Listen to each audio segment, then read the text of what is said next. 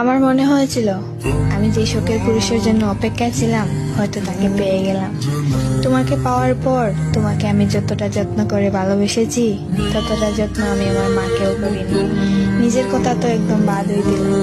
সব নারী কি টাকা পয়সা চায়? কই, আমি তো তোমার শূন্য পকেটেও তোমার পাশে ছিলাম। সবকিছু ছেড়ে দিয়েছিলাম তোমার জন্য, সবকিছু উজাড় করে দিয়েছিলাম তোমার জন্য। তোমার উপর সবকিছু আমি ছেড়ে দিয়েছি।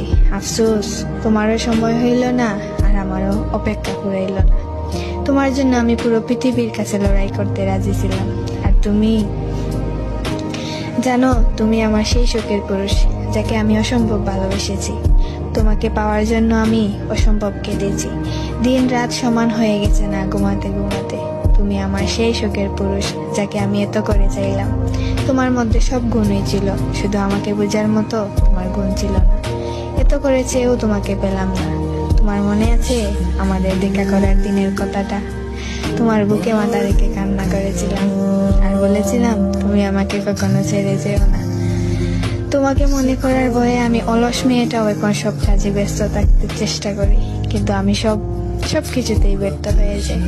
তুমি আমাকে এভাবে অসহায় করে ছেড়ে গেলা।